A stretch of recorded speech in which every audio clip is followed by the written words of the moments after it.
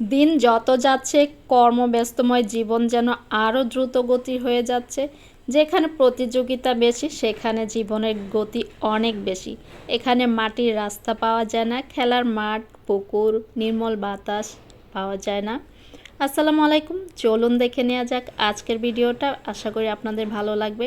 আজকে চলে এসেছি আমি মোহাম্মদপুর বেড়িবাঁধ পার করে বসিলা 40 ফিট সোজা একদম শেষ মাথায় 40 ফিটের। এখানে আমি তুরাগ নদীতে ঘুরতে এসেছি। আশেপাশে তো দেখতেই পাচ্ছেন কি যে সুন্দর। আর এখানে সব সময় প্রতিদিন বিকাল হলে প্রচুর প্রচুর লোক আসে যারা জানে এটা ভ্রমণ পিপাসুদের জন্য খুবই সুন্দর একটা আকর্ষণীয় জায়গা, বিশেষ করে এই বর্ষা সিজনে। কেননা এখানে নৌকা দিয়ে প্রচুর প্রচুর ভ্রমণ করা যায়। আশেপাশে ফুডকোর্ট আছে প্রচুর, নদীর ওই পারে গেলে টি স্টলগুলো পাওয়া যায়। আর এই পারে আমি এখন যেখানে 40 ফিটের মাথা থেকে নৌকায় উঠেছিলাম, ভাড়াটা জনপ্রতি 10 টাকা। আর যদি বেশি দূরত্ব হয় সেই ক্ষেত্রে ভাড়াটা আরেকটু বেশি হয়। যেহেতু আমি অনেকটা দূর থেকে উঠেছি ভাড়াটাও একটু বেশি ছিল। আর আমি অনেকটা দূরেই চলে এসেছি। আমি এসেছি চন্দ্রিমা উদ্যানের অপোজিটে, গ্রিন সিটির ঠিক অপোজিটে। এই পাশটাও কিন্তু খুবই ভালো। আমি নৌকা থেকে নেমে কিন্তু ওই যে ওই পাশে ওয়াকওয়েটা দেখা যাচ্ছে, প্রচুর লোক নৌকা ভরে ভরে এই পারে আসে। আবার সন্ধ্যা হলে আবার সবাই যার যার গন্তব্যস্থলে ফিরে যায়। তো সেরকমই একটা দিন আজকে আমি চলে এসেছি। এখানে প্রচুর পরিমাণ মানুষ থাকে। এই পরিমাণ বেড়াতে আসে আপনি দেখলে অবাক হয়ে যাবেন। যারা কিনা আশেপাশে আছে তারা তো আসেই, ইভেন অন্যান্য দূর দূরান্ত থেকে অনেক লোক আসে।